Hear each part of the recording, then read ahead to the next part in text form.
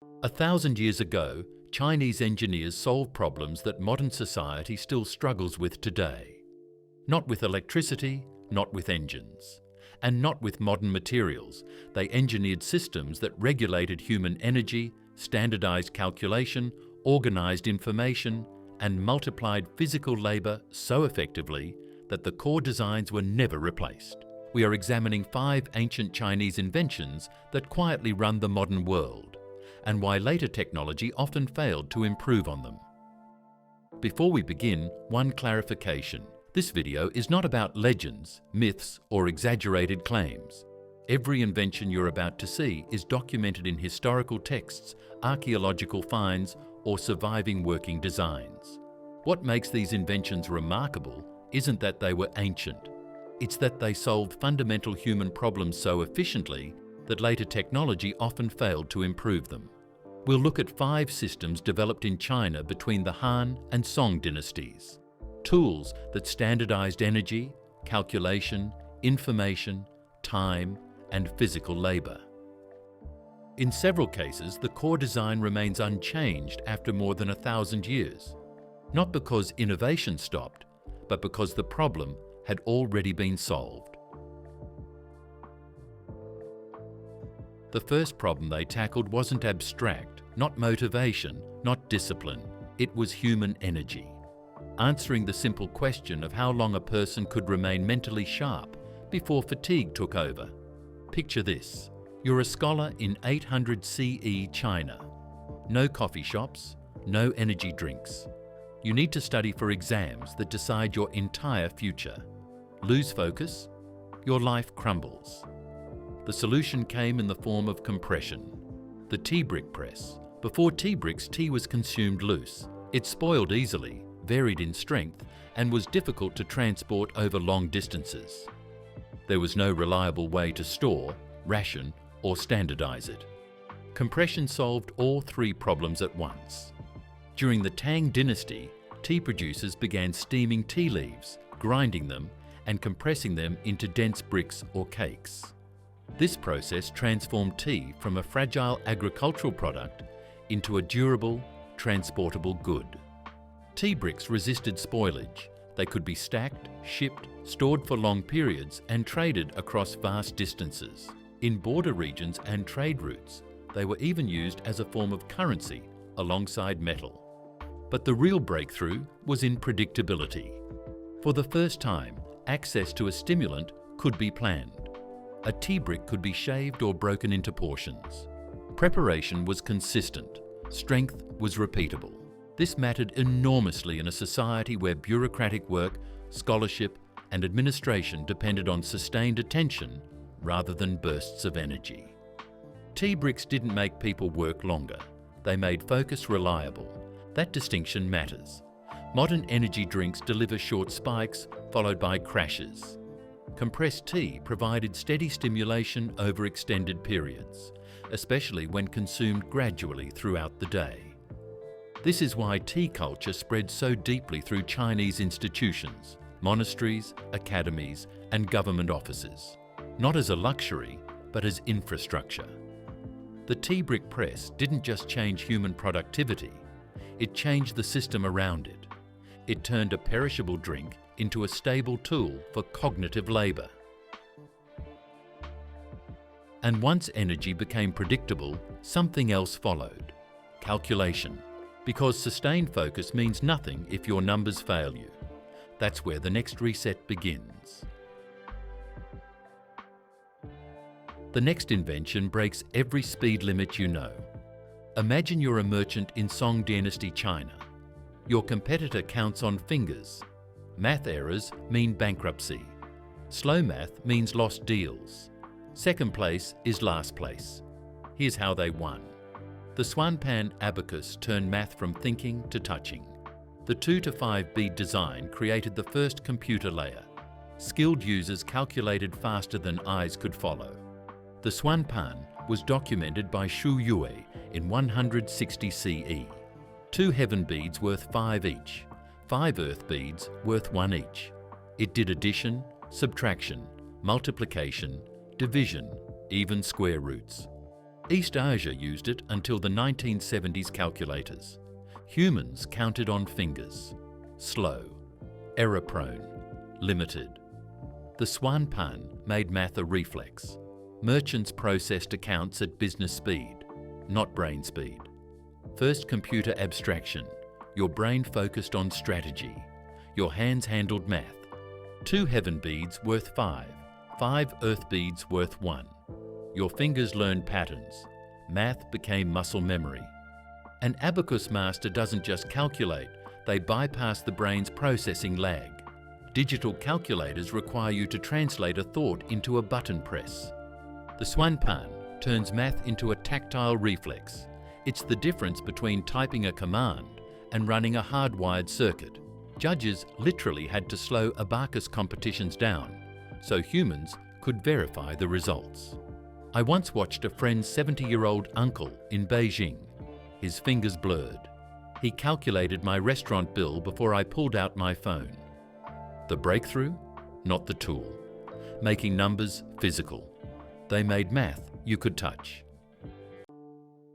But speed means nothing without organization. The next invention created every information system you use. The third reset is on your phone right now. You're building the Great Wall. Thousands of miles, millions of workers. Information trapped on separate pieces means chaos. Chaos means failure. Failure means invasion. The solution?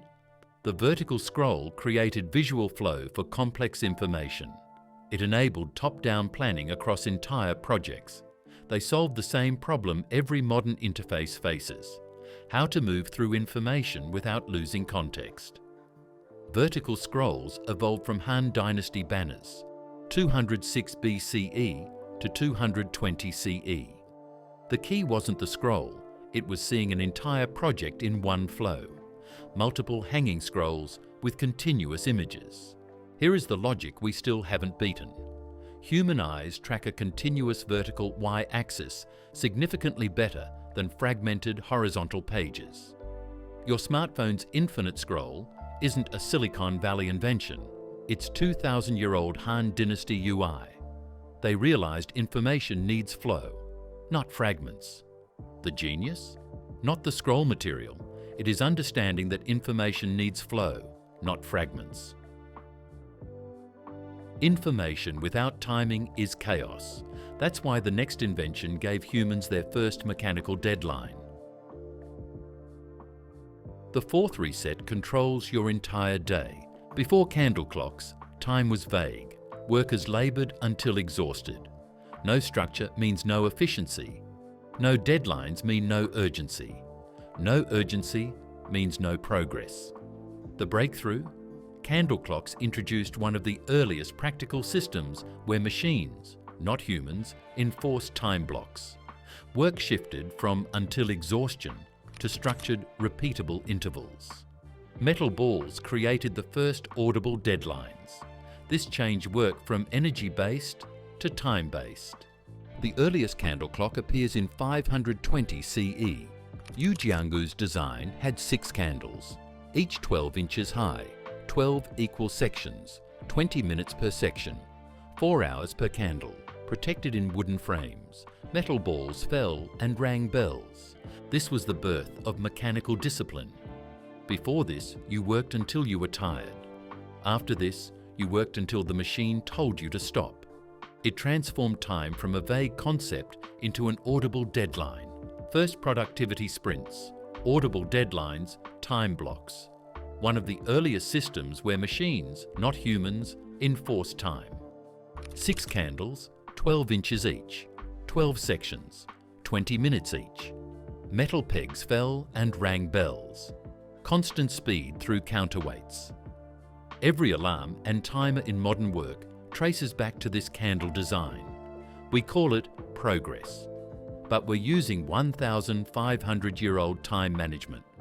I tried candle time blocks for 1 week.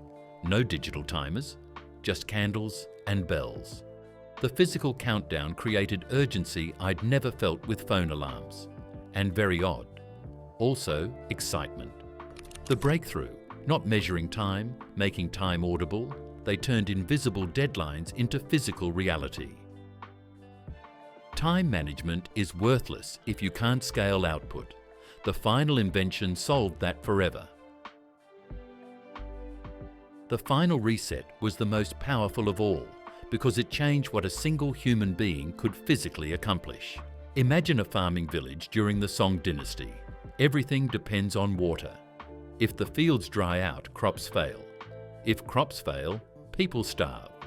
The problem isn't knowing where the water is, rivers and canals are nearby. The problem is moving enough of it, fast enough, to matter. By hand, that work has a hard limit.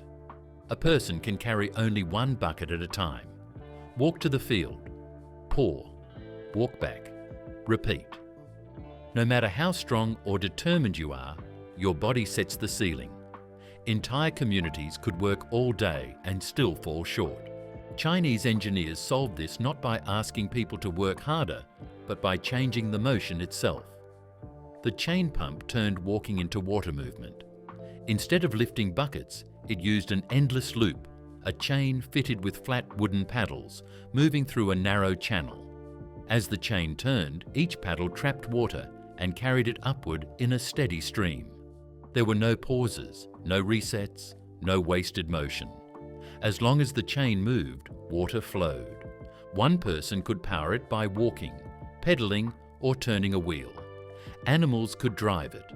Flowing water could drive it. Even wind could drive it. The human no longer carried the load. The system did.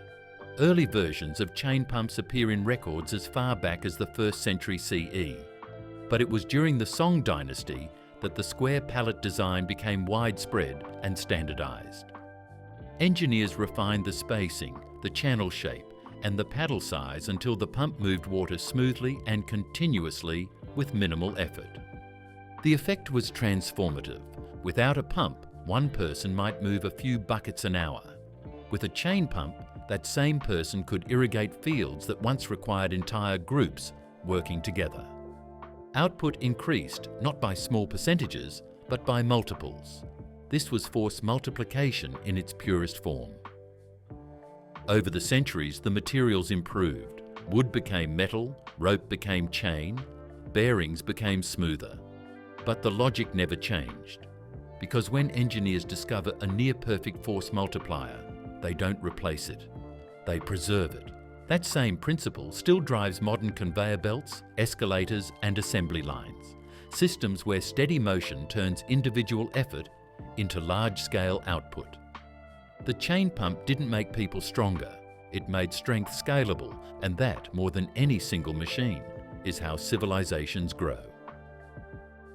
These 5 inventions all point to the same lesson, not trying to push humans harder. Instead, ancient Chinese engineers redesigned the systems around them. They made energy predictable. They made calculation physical. They made information flow. They made time visible. They made strength scalable. That's why these ideas lasted for centuries, and why many of them still run the world you live in today. If your goals keep failing, the problem may not be your willpower. It may be the system you're using. If you want to keep exploring how ancient engineering solved human limits long before modern machines existed, subscribe to SilkRoadDiaries. Because progress isn't always about inventing something new. Sometimes it's about remembering what already worked.